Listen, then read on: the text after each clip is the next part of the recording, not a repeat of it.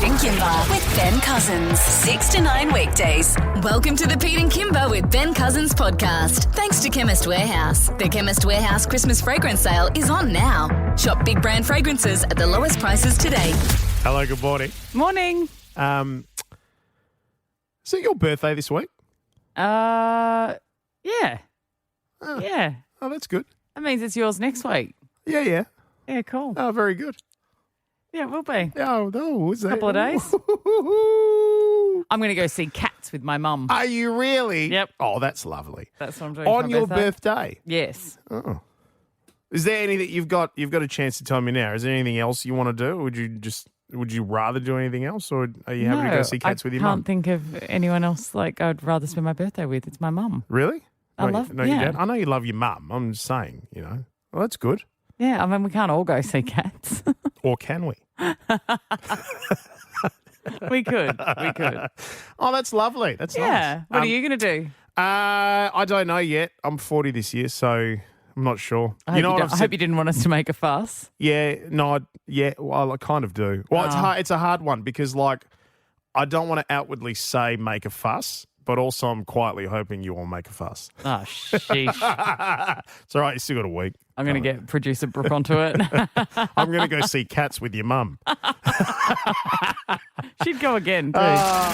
It's Pete and Kimber with Ben Cousins. A little choose your own adventure here. I'm always ready. All right, so a couple of somethings. You're going to choose one. We're going to go down that path and see where it takes us. So today you can choose something ear or something mouth. Oh. Okay. What do you want to dive into? Do you want to dive into the ear or the mouth? Dental hygiene, people will focus more on that. Let's dive into a mouth. We're diving into mouth. Yeah. Fantastic. Have you ever seen any horror movie where there's a poltergeist or a demon or an apparition or a vampire or a spook or a spectre or some sort of materialization or a wraith or a phantasm or a vision, or a ghoul or something, like a devil or an imp or something? Sure, a there's fiend? got to be something in there, yeah. Great, all right. Yep. Where the person's looking at them and then they open their mouth, but the mouth stretches as far as it possibly can, the sort of feeling it gives you when you see that horrific thing. Well, there's a Minnesota teen over in the US who's just captured the Guinness World Record for the largest mouth gape, and there's footage of him opening his mouth to stick a cheeseburger in. There's three patties in it, and there's onion rings on top. It's massive, right? Yeah. Takes 5 hands to handle this whopper. And he opens his mouth and it looks like that, and he's got the largest gape. Now, the gape measures an incredible 10 centimetres, right? Okay. And then if you look at 10 centimetres on a ruler, it doesn't seem that big. I don't know. Have you measured yours? I haven't measured mine. Let me come round. Come around and come and measure mine. Okay. Come and measure my gape. Open your mouth. Okay. Ready? Now, I figure I've got a pretty big gape. Okay, hang on. Wait, Ready? wait, that's inches. Oh, wait. Okay, yeah. Yeah, open your mouth. Open your Okay, mouth. ready? Am I going from the top? I would love it if there's anybody who just tuned in about 15 seconds ago and all they're hearing is open your mouth. Am I going from the top From the top to the bottom. Okay, go. As big as you can. From teeth? Or from lip? From teeth or from lip? Okay, 6 centimetres. Okay, so he's an extra 4 centimetres on top of that. Okay, solid. Wow, that is a pretty solid. No, come back here. Let me pretty measure yours. decent. I Okay, want to go. measure yours. Go. You're only about 5 centimetres. Oh my God, I just saw the video in the background. Yes, you can see. Look at it. Look at it. No. Look at it. Watch it. Oh no, that's weird. Isn't that freaky? I know, that's weird. Isn't that freaky? I mean, look, doesn't really work for radio, does it? Because No, it doesn't. It's just us measuring our mouths and people not seeing the video of that kid looks like the flip-top head from the Oral-B commercials. Is it? That's exactly right. It's like he opens his head and the burger climbs in. Yeah. Producer Brooke, can we get footage of that and put it on our Instagram? Yeah, put it on the ground at Pete Kimber Ben if you want to go and take a look. It's a huge head. It is absolutely it's a big wild, mouth, isn't it? I haven't had a good look at a Guinness World Records book for a long time. No, me either. But I used to sit in the library and just go and flick through them because they were really interesting. That was the day when people were famous for anything. You couldn't do that now. Oh, yeah, sure. It's Pete and Kimber with Ben Cousins. Masters this year celebrating 100 years of being proudly Aussie-owned and WA made. The Milk Carton Regatta is next weekend. Next weekend. What? Yes, I know. Okay, not this week, next week. So Next Saturday, week. November 22, 10 till 1 at Hillary's Boat Harbour. We will be there as well as 30 people racing their boats made out of milk cartons. It's very funny. It is the richest milk carton regatta in the world.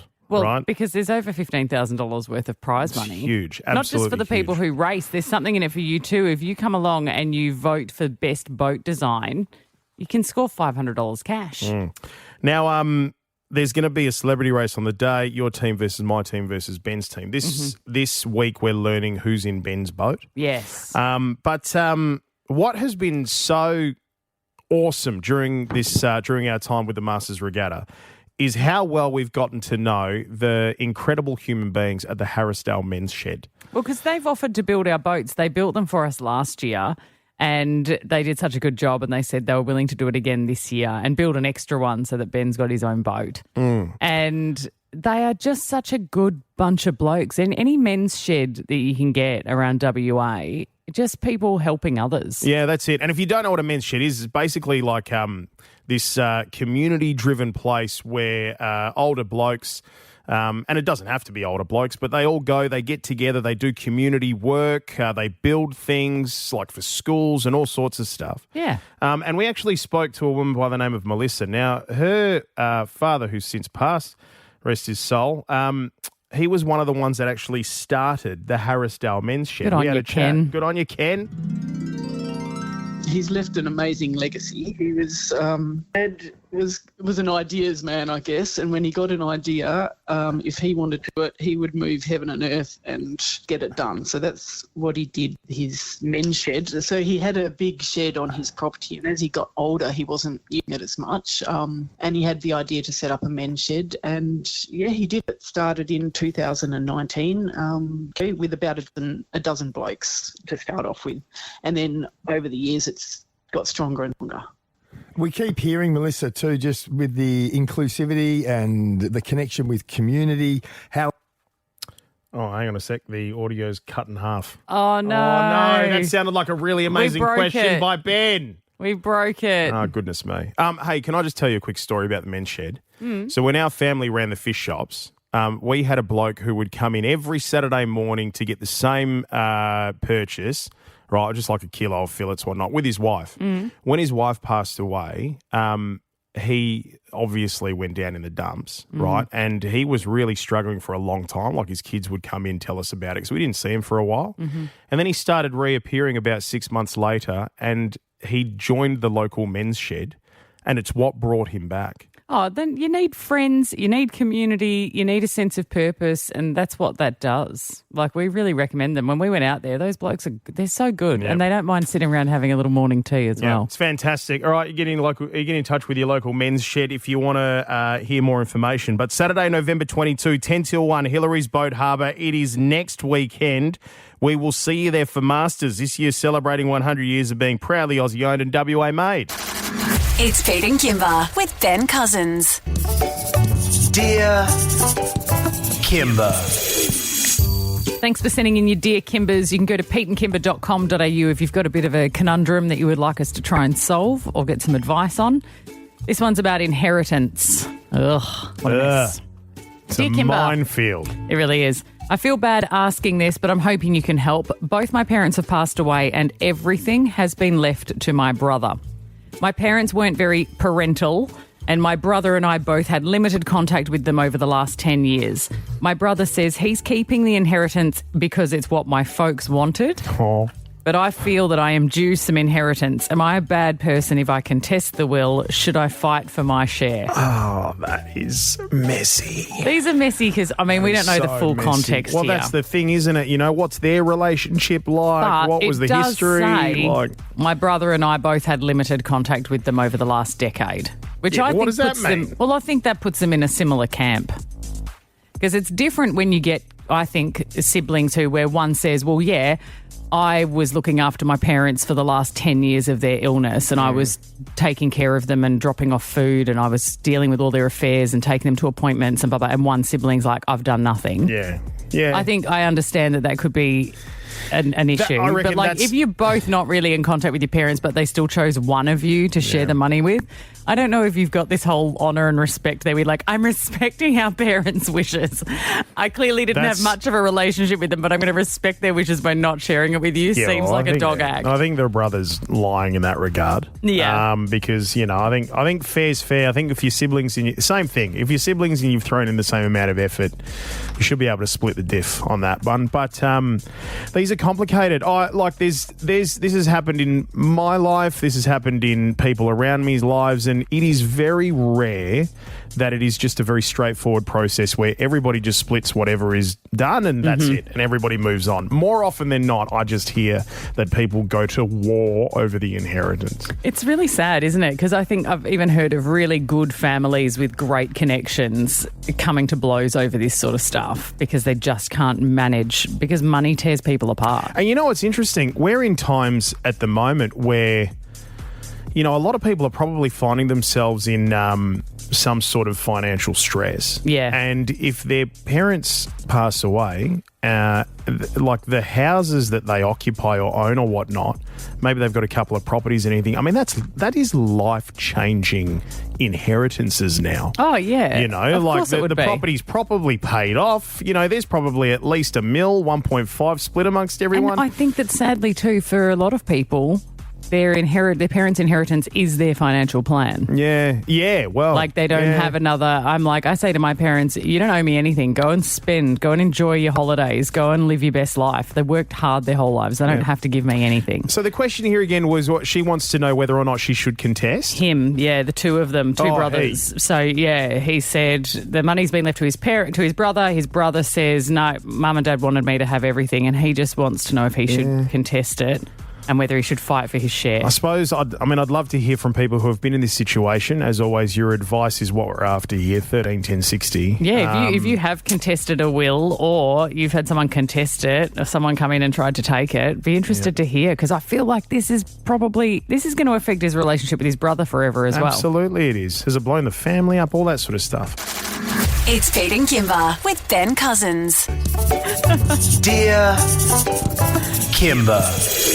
Okay, today's Dear Kimber is about inheritance because both parents have passed away and everything has been left to this guy's brother. And he's saying, me and my brother have barely had contact with our parents for the last 10 years. Both of us are probably even keel on that. But his brother has said, well, I'm not sharing any of the inheritance with you because mum and dad bequeathed it to me in their will and I am therefore entitled to it and I want to respect their wishes. That's wrong. This guy wants to contest the will and is wondering whether he's a bad person. Hayley, you have a question. Yes. What is it? Yeah, I hadn't heard you mention it yet. So he's saying that he and his brother hadn't spoken to his parents for the last 10 years. What about them? Had they remained in contact? Were they close? Oh, the brothers? I don't know. He hasn't mentioned that. If it's a question of, is money or their relationship and say they do get along and they are, mates and also brothers, then obviously I would say that their relationship's more important than the money. But if they also are estranged, then contest it. And I agree with that, Hayley, but I must say that it also makes me question the other brother. Because if you are close, if they are good friends, the brothers, and they get along, and one brother's saying, no, I'm not going to share it with you, I'm already questioning that brother. Oh, without a doubt. I'm already going, this has changed who we are. Hey, Penny, you're on the other side of this. What's your situation? I have two siblings and we rarely talk to our father. Maybe me more of the than kids. You don't talk to your father?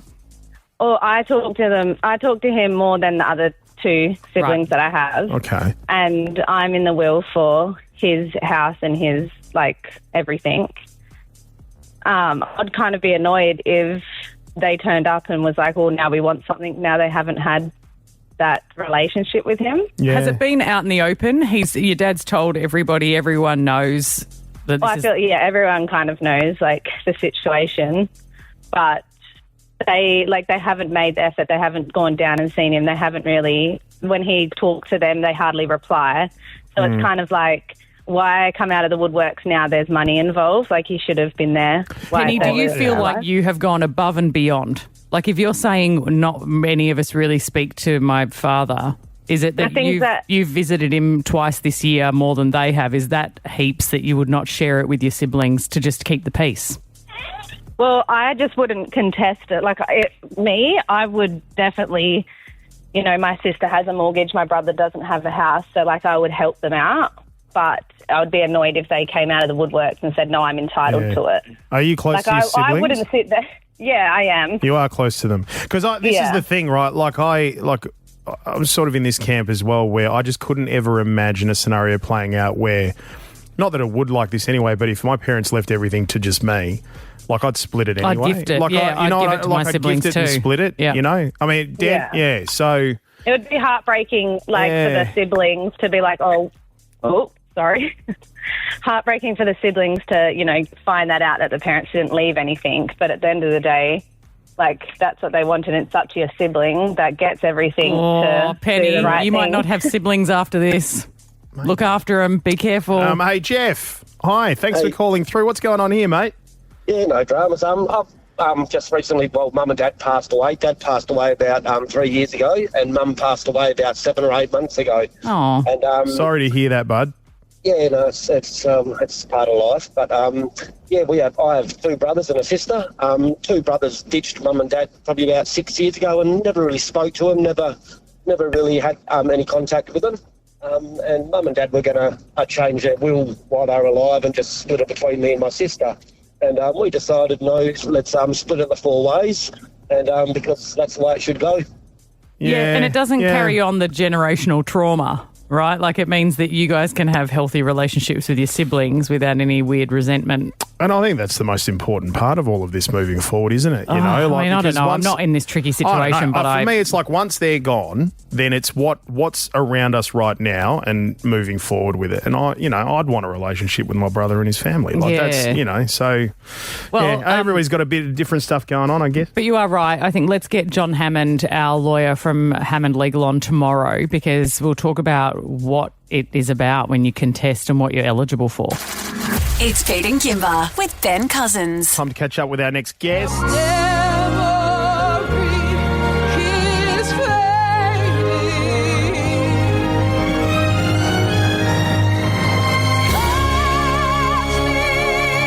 Cats is on now at Crown Theatre and running for 4 weeks only. Get your tickets through Ticketmaster. Joining us in the studio right now, we have Gabrielle Thomas, who plays Grisabella, and Des Flanagan playing Rum Tum Tugger. Good morning to you guys. Welcome to the show. Thanks for having us. Good morning. Thanks for having us. We were just talking off air about how I'm shocked that the season for this show is so short, because it is a massive musical and probably, I would say, one of the ones that put Andrew Lloyd Webber on the map. Absolutely. And so I know that it will sell out. There will be heaps of people trying to go, and it's too short a time to keep you here. But what was the appeal for you guys to get involved with Cats? Being in Cats is a dream come true. The moment they came to me and asked me if I was willing to put on the tail and the ears, I was 100% down. So I didn't take much convincing. I've been ready since the day I was born. Cats has been the very first musical I've ever been introduced to. So this is like a full circle moment. I'm still like pinching myself about it. Real. That's great. Yeah. And for me, I'm on the opposite side of the spectrum. I tried to watch it during university and I thought, no, thank you. And here it is in my lap, and I get to play, arguably, not a biased opinion, the best character in the show, the Rum Tum Tugger. And I'm having an absolute... I'm so glad I'm part of this. Yeah, great. Awesome. I tell you what, there's so much to be glad about being part of things, especially this. I reckon you guys are going to be just over the moon being part of what I have planned for you this morning. Yeah, ecstatic, actually. I mean, we could just talk about how great the musical is and how much, we're thrilled you're a part of it, but Pete wants to take it that step further. I mean, we haven't done this for a little while, and it is Cats. I, for one, am glad that it's back. Are you? Yeah. Are you really? Yes. Because there was a little while there where I kind of felt like you're like, I'm over this, I've had enough. It's because you were making it happen with too many guests, and I feel like it's so special it should only be reserved for those who deserve it. Well, okay, right. So it's the... Everybody lean in and get ready.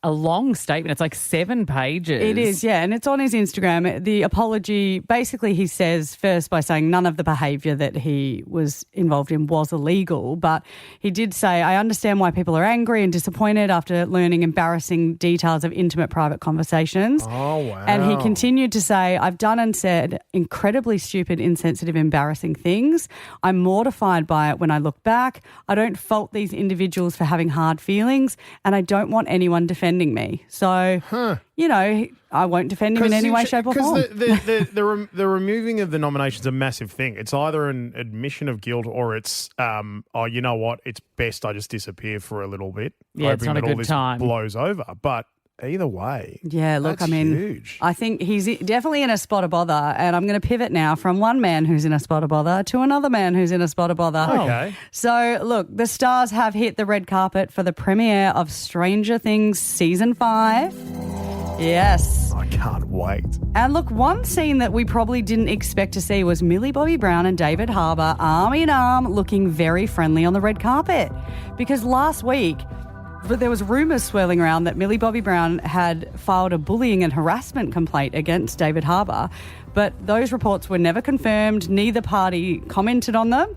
And look, Millie spoke on the red carpet about her relationship with David Harbour, and look, I think she's well and truly squashed those rumours. Have a listen. He's like my dad. I'm so connected to him for life. We're so lucky to have each other. It's a hard one, isn't it? Because she's at work. Yeah. She's at work and she's on the red carpet. What's she supposed to say? Well, yeah, this guy, massive douche. Like, you know, I don't think that when you're in those circumstances you can really be, you know, taken on your word. Yeah, I don't know. But the other one is like, if there had been, this was the thing that was the big question mark for me last week when all of that stuff blew up, was that if there's court papers that are filed, I'm pretty sure like E and TMZ and stuff like that can actually get a hold of those court papers and they see didn't. the filing. And they haven't. And nobody ever did. Nothing was confirmed. And also people are like, well, why didn't you just come out and squash it then? It's like, well, if the new season of Stranger Things is coming out, even if it's bad publicity, it's publicity. Yeah, it's absolutely. people talking about it. Yeah, you know? but I guess from an employer's point of view, she wouldn't be able to talk about it. You don't think? No. You don't think that she's got Stranger Things people sitting there saying, if you blow this season for us by coming out saying that there's some bad guy on set?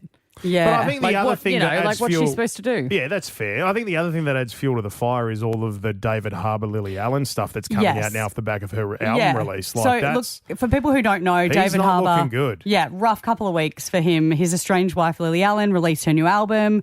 It was pretty much a breakup album, just airing all the dirty laundry of their marriage. And look, the thing that gave me the biggest ick was the card he wrote for her Western debut night, where he gave her flowers and he wrote on the card, "My ambitious wife, these are bad luck flowers, because if you get reviewed well in this play, you will get all kinds of awards and I will be miserable. Your loving husband." Mm-hmm. Ick. I know it's gross, but it's also like, you know, I'm sure that if people took my relationship with my partner and the jokes that we made together and the kind of sarcastic sense of humour and the dark humour that we have, it would probably look terrible. Very true. Written down. Out of context, you know, and stuff. Yeah. Very true. I do. Me and my husband, I say, how long should we stay together? And he says, not much longer. 1 foot out the door. Pete and Kimber with Ben Cousins. 6 to 9 weekdays. Thanks for listening to the Pete and Kimber with Ben Cousins podcast for Chemist Warehouse. The Chemist Warehouse Christmas fragrance sale is on now. Spoil yourself or your loved ones this Christmas with big brand fragrances at lowest prices.